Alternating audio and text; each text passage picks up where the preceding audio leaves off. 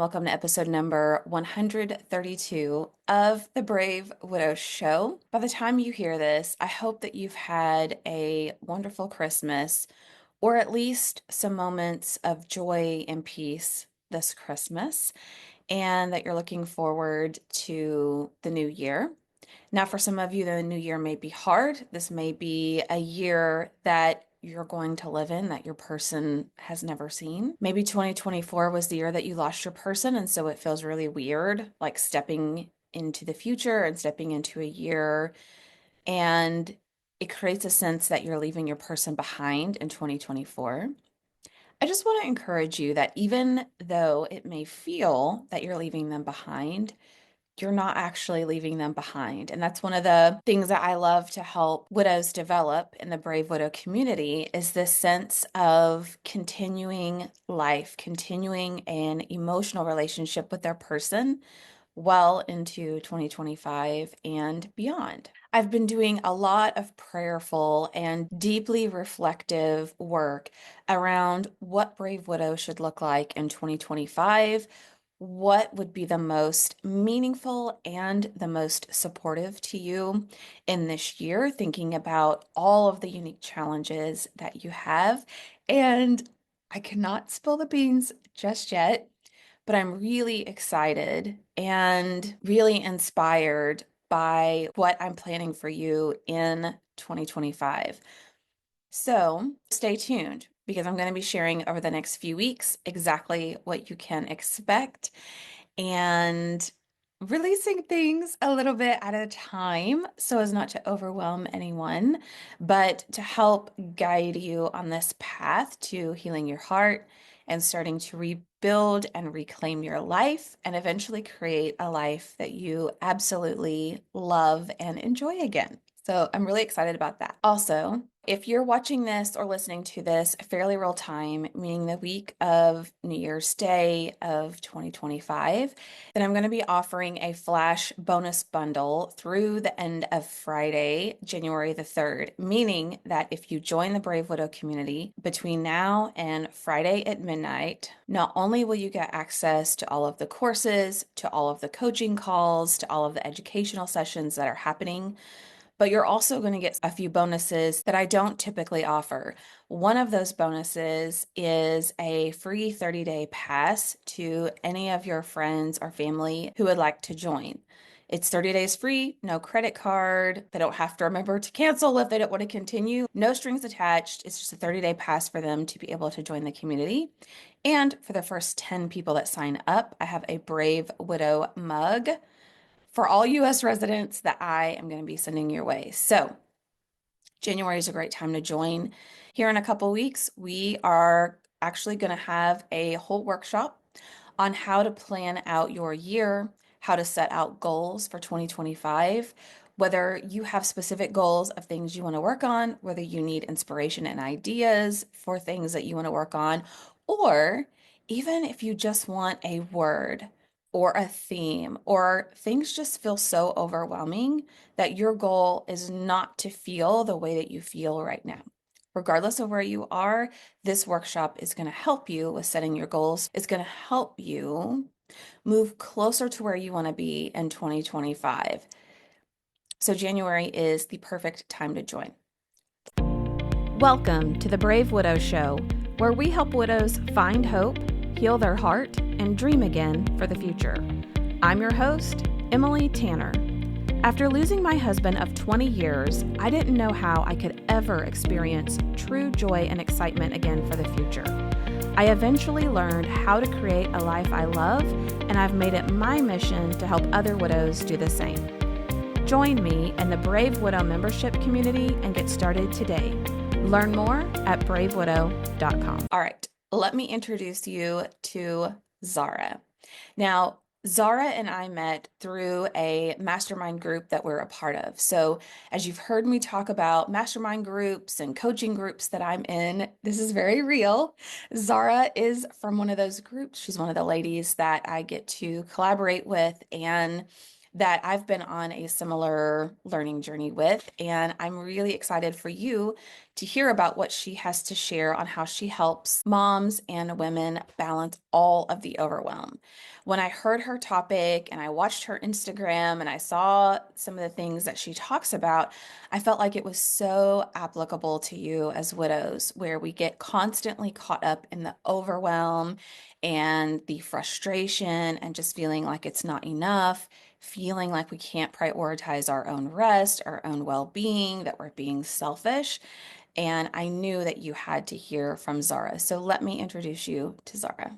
Zahra Premji is a life and mindset coach dedicated to helping moms reclaim time for themselves without sacrificing family moments or feeling overwhelmed. As a mom of three, Zahra knows firsthand the delicate balance between nurturing others and finding fulfillment in her own goals and dreams.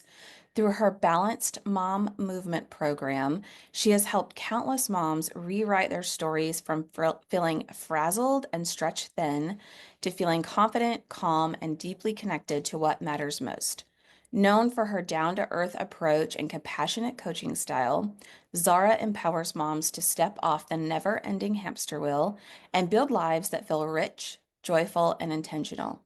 Today, she's here to share powerful insights on navigating life's challenges, redefining self care, and creating moments of peace amidst the chaos.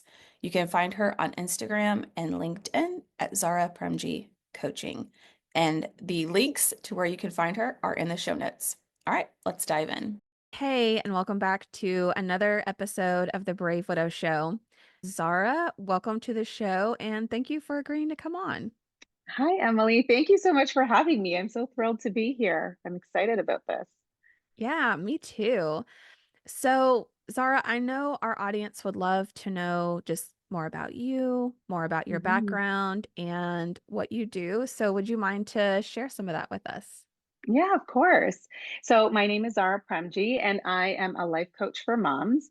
I help moms win their time back and create more balance in their lives and really overcome a lot of the overwhelm and guilt that often holds us back. And I just help them really show up more fully for themselves and their families and just feel really connected in their relationships. Mm. So I have a program which I have created called the Balanced Mom Movement. And in that program, it's a one-to-one coaching program, and we address all the different things that might come up, but really focus a lot around stress management, preventing and overcoming burnout. We work on time management. We work on just improving connection in relationships, and that also includes parenting. And then we also look at confidence. So, just really how we speak to ourselves, our willingness to keep our promises to ourselves and take action on the things that we want to take action on. That's my program. Yes.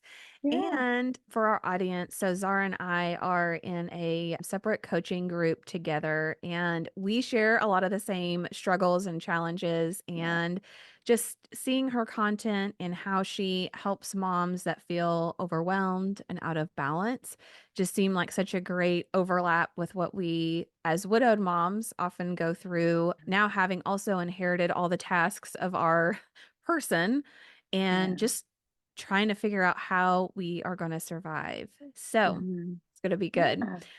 Speaking of overwhelm, maybe that's a really great place to start where how so for widows at times we can feel like we're in survival mode or we're in Mhm. maintenance mode and we tend to give and do for everyone else and we may not Mhm. even know if we're overwhelmed, if we're burnt Mhm. out.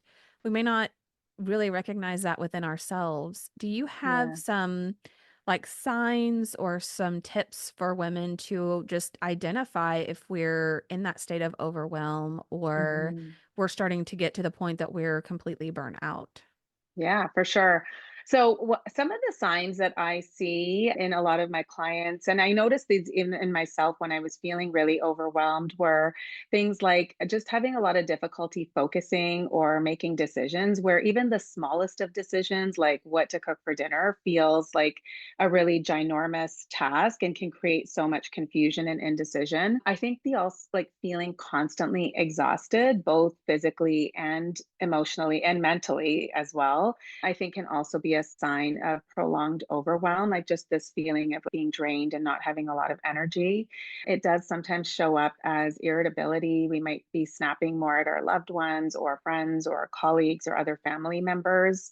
And I think that the other thing is this like sense of just like getting through the day, like every day waking up and, oh, it's Groundhog Day. Oh, on the hamster wheel again. I think saying things like that or thinking things like that to ourselves is often a sign of overwhelm.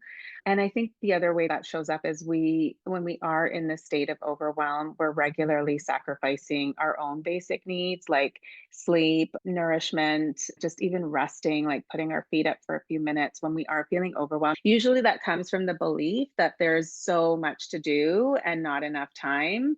And so as a result, one of our strategies that we can tend to revert to is to like just be doing all the time and really not paying attention to our own physical needs. And Mm. I think that the being in this prolonged state of burnout is usually what puts us on the prolonged state of overwhelm can really put us on the fast track to burnout. And I think the ways to know that if you're on the verge of burnout or maybe in burnout is to really pay attention to your patterns.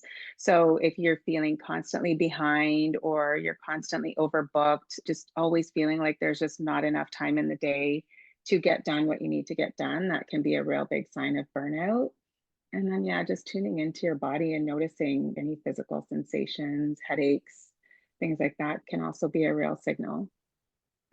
Yeah, that's really helpful. And I know there are people listening to that. Yep, that's me all Yeah. day, every day. Yeah. I just am in the struggle. And I worked with a client once where she wanted to be able to go for a walk every day, or she wanted Hmm. to engage in something that she enjoys, but she Hmm. always felt guilty because she felt Hmm. like there's all this other stuff Yeah. that the dishes need to be done, the lunches need to be made, all of those things. What are Mm. your thoughts on how can someone navigate? I feel guilty because there are so many things that need to get done, or my kids need Yeah. me, but I also Yeah. know I should be carving out time for myself. What are your thoughts Yeah. around how to navigate some of that? Yeah, this is one that fires me up a little because I think for so many years of my own life, I felt so guilty. And all of these influencers on Instagram, and you hear in the podcasts and in the self-help books the importance of taking time for yourself. But when you are in this state of overwhelm, or even just believing that there's like more things to do than you have time for, usually one of the first things to go is like taking time for ourselves. And I think you nailed it when you said we know that we want to do these things, but when we're thinking about all of the other things we quote unquote should be doing, that is usually the thing that gets in the way. And I think what's really helpful here is to have a perspective shift.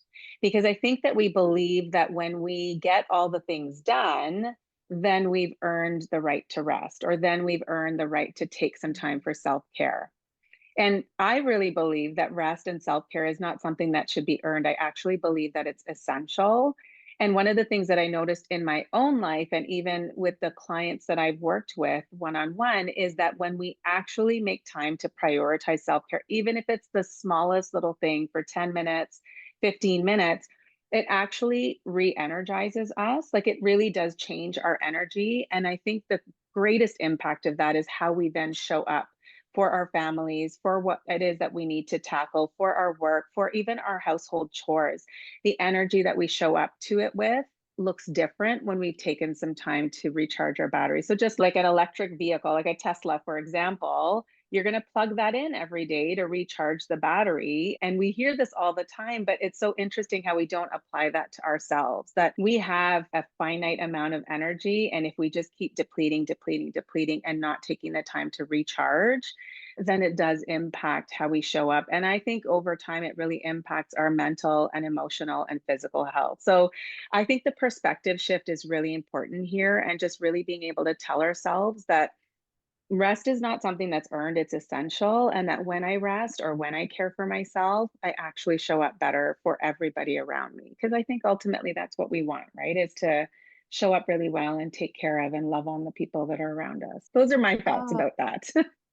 oh, that's so good. You just totally nailed it. And the perspective shift is so key For me, I'll notice that I'll start to get in this, like every day, I'll start to feel like irritable and maybe I'm short with people and maybe Hmm. I'm starting to feel resentful because I feel like everyone has all these demands of me and my time and Yeah. my focus, Yeah. but I've not put in a boundary or carved out time to do things that rejuvenate me. And so when I Hmm. am showing up to do those other things, it's not like the most refreshed, renewed version of myself. It's Right. the Yeah, irritable exactly. version that's just trying Yeah. to go through the motions.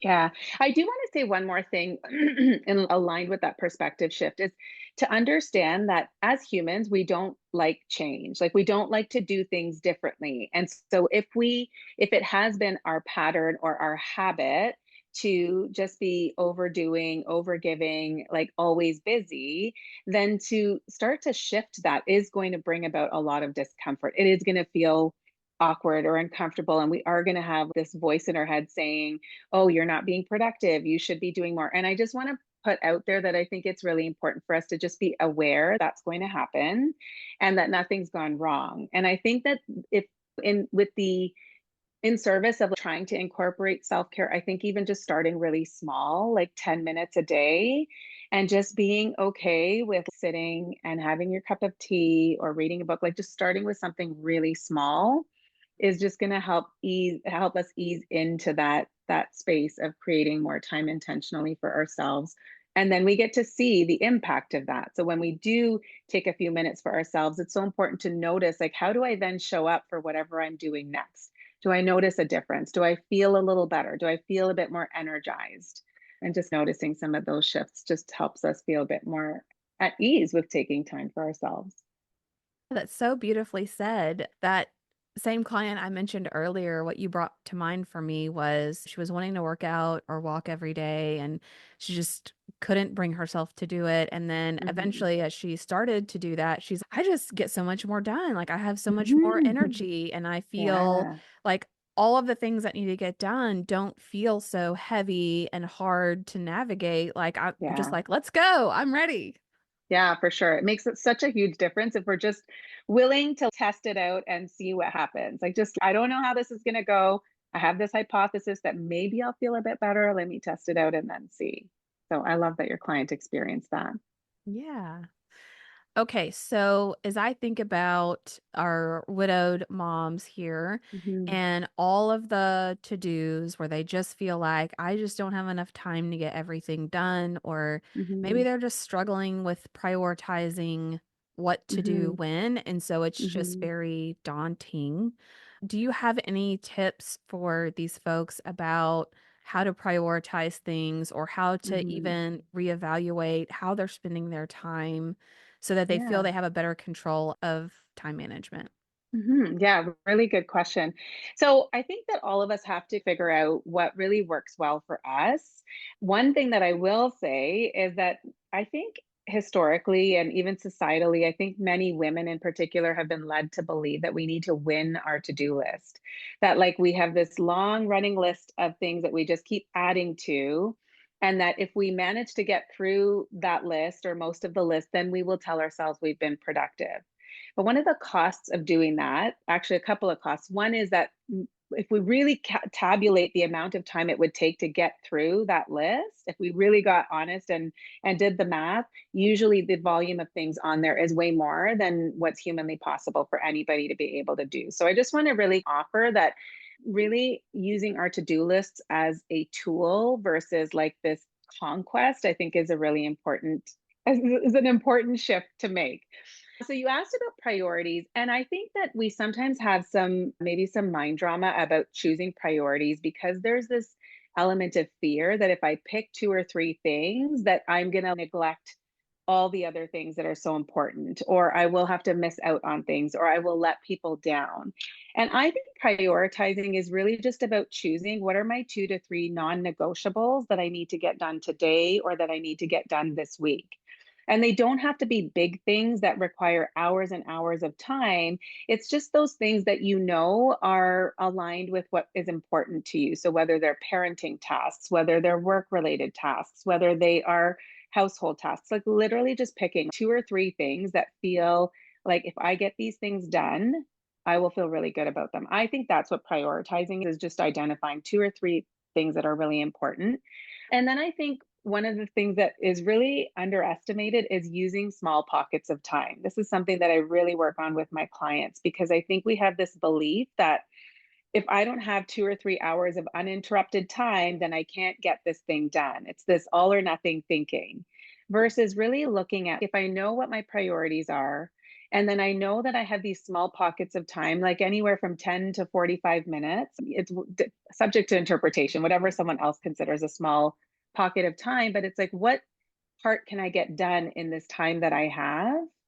Towards those non-negotiables, towards those priorities. So I think that when we start to use those smaller chunks for things that move us towards whatever we're trying to accomplish, we can get so much farther ahead than waiting for 2 days uninterrupted or several hours uninterrupted or till we get that vacation that we have scheduled. So I think using our small pockets of time can be really helpful. And I just really love the idea of simplifying.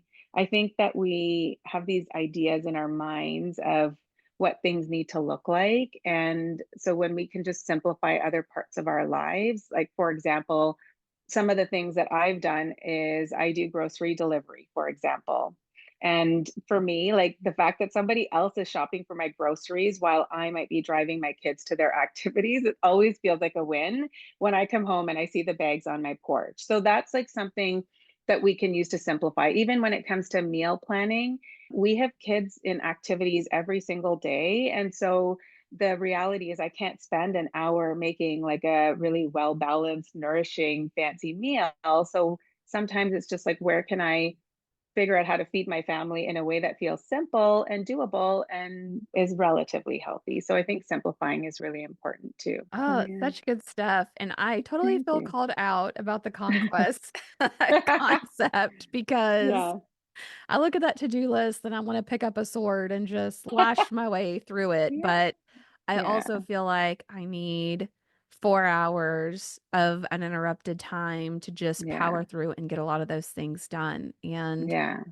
so I think And you're, sometimes we just don't get that. If we have it, it's great. But I think it's when we don't have that, or we have a kid that's homesick, or something unexpected has come up in our day. The past version of me would have been like, oh, my whole day is ruined. It's derailed everything. I'm just going to get nothing done. Instead of really looking at, okay, I do have 20 minutes here. What small step can I complete? What small action can I take? And that's how I look at my to-do list now, is really just a tool so that I don't have to remember everything in my own brain. It's just like this place where I put things down, but no longer looking at it as if I don't get all the things done, that it means something terrible about me. It's just, I'm just looking at that as a tool to be able to move through my day and my life with the semblance of balance and some level of peace. There's the work.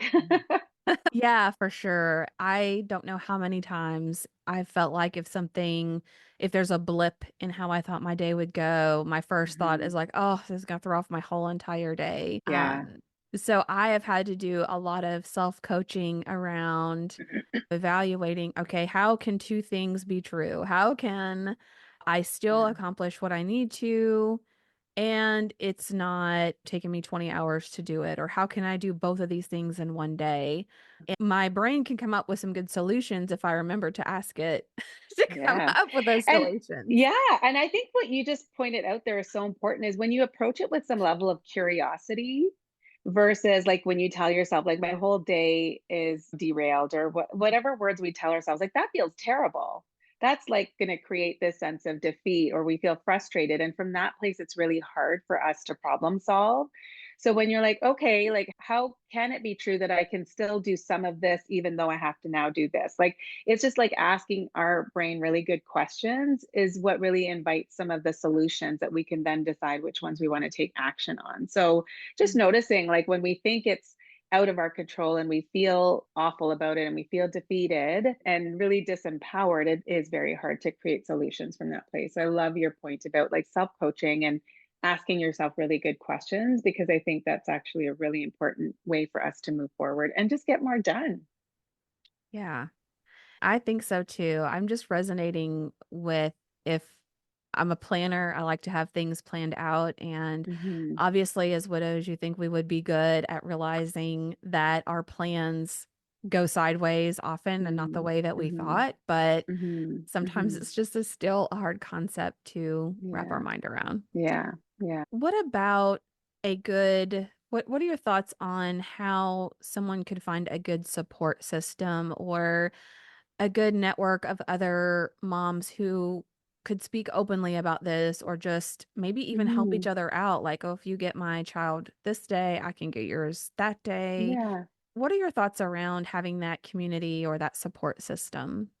The first thing that comes to mind for me is sometimes we don't even realize what we already have available to us Mm. simply because we just haven't really been open necessarily or willing to see someone else in our lives as community or as a support person.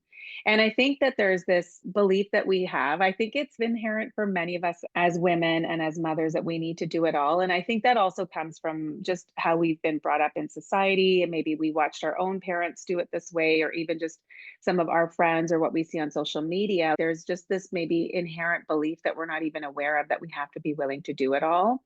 And that sometimes can hold us back from asking for help.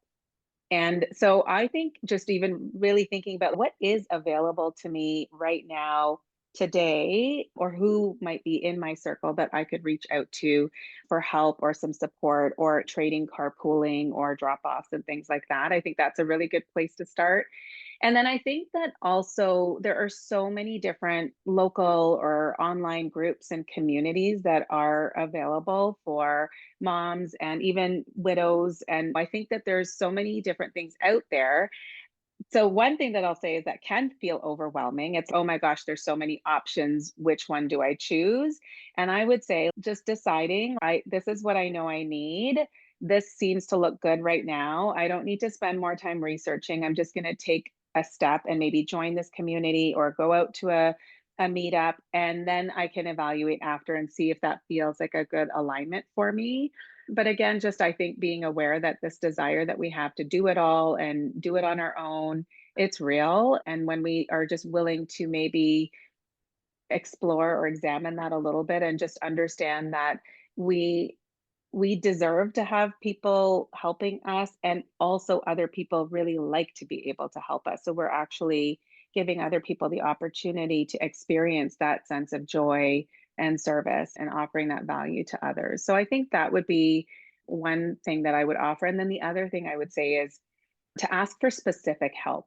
So instead of saying, hey, I could really use some help, which makes it a little challenging for us as the individual, but also the person that we're asking to know how to help, saying something like, can you watch my kids for 2 hours this weekend? Or can you check in with me once a week? I've just been feeling down and I would love it if you could just reach out to me once a week to just check in with me. So being a little specific, so whomever it is you're asking for the help knows exactly what they need to do or can do to support you.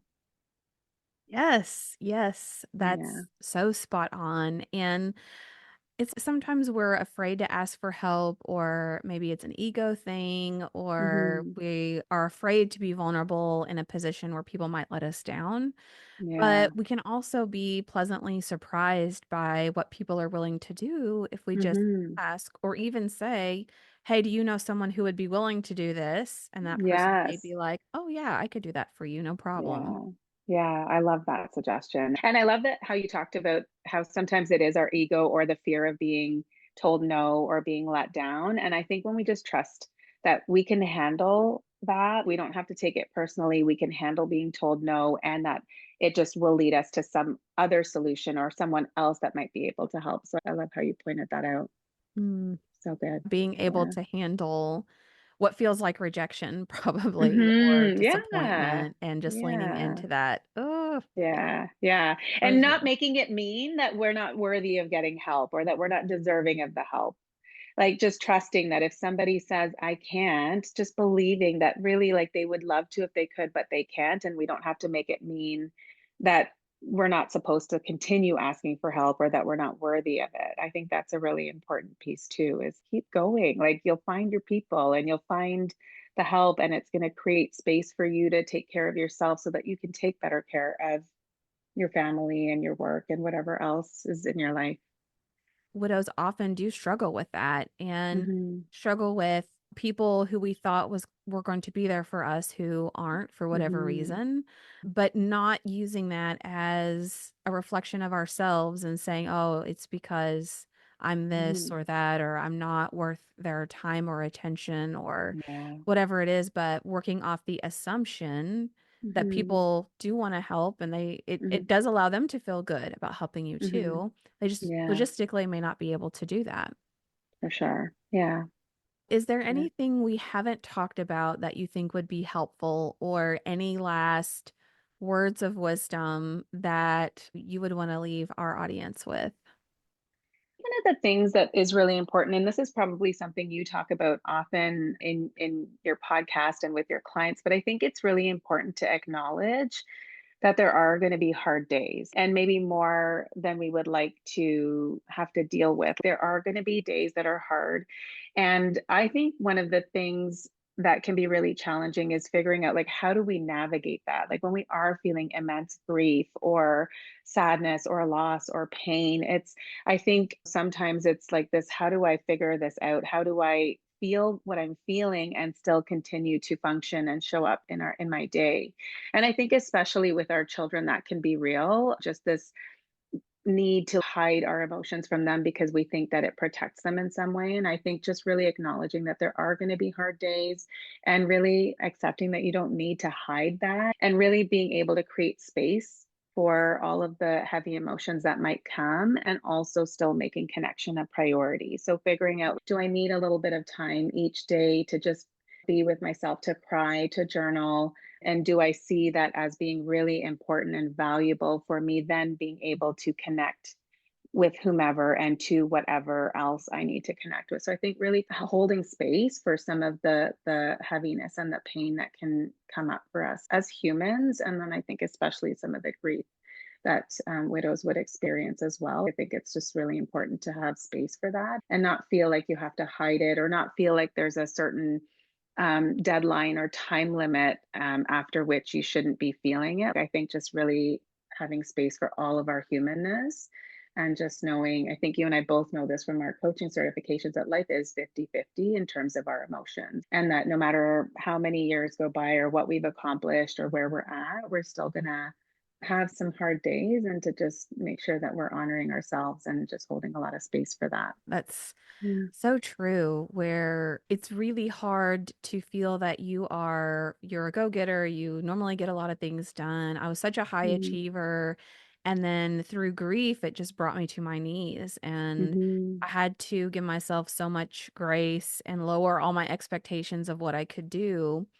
And so Mm-hmm. even when people are a year out, 2 years out, 5 years out, you may have a Mm-hmm. day that's just overwhelming or that you're just going through a season that's hard and you're Mm-hmm. like, the to-do Mm-hmm. list can just sit somewhere for Yeah. a while. It's not going to get Yes. done right now. Yeah. And And I being think okay with having grace, like loads of grace for ourselves when we are in a bit of a hard season. Like we're approaching the holidays, that generally tends to be a very full and busy and can also be a really heavy season. And just being really willing to like have so much grace for ourselves and really looking at what can I let go of? What can I simplify? What feels like the most important thing or two things that I need to get done with my day? And can I just let that be enough? I that. just love myself all the way through that. So I think that's super important. Yeah. I totally agree. I know you put together a special free gift for folks. Yes. And Yeah. I just know there's so many people that are going to hear what you've had to share and be like, yes, I need help with Mhm. that. I need Yeah. coaching around that. Will you like to share about your free gift and then maybe also where people can find you online and the best way to Mhm. connect with you? Yeah, for sure. So I did create a guide. It's called Simple Ways to Create Balance in Your Day. And it does speak to some of what we talked about today on the podcast, but it gives you really bite size actionable tips. And it also talks about why it's important. So I think sometimes when we don't really understand why something is important for us, we may not be willing to try it. But in each segment, there are 5 different ways, and in each component, there's a section about why it's important.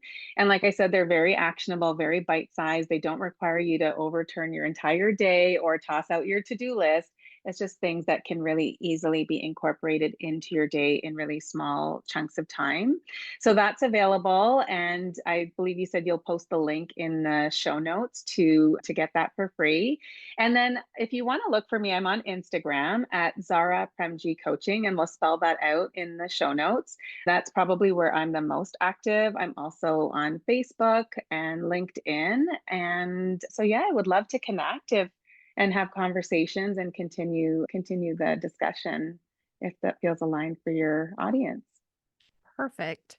You have dropped so many value bombs on this show Thank that I, you. I think will be super helpful. And I already know that you're a wonderful person and a great coach. And Thank you. I definitely encourage, if anyone is watching or listening, that you go check out Zara's content, that you connect with her and just learn about where you could go on this journey and what life could look like to regain a sense of sanity and a feel of balance. So, Zara, Thank thank you you. again for coming on the show. I really appreciate it. Thank you so much for having me. It's been such a pleasure. Thanks, Emily. Are you a widow who feels disconnected? Do you feel like you're stuck or even going backwards in your grief? Widowhood can be lonely and isolating, but it doesn't have to be. Join us in the Brave Widow membership community and connect. We teach widows how to find hope, heal their heart, and dream again for the future. Find your purpose and create a life you love today. Go to bravewidow.com to get started.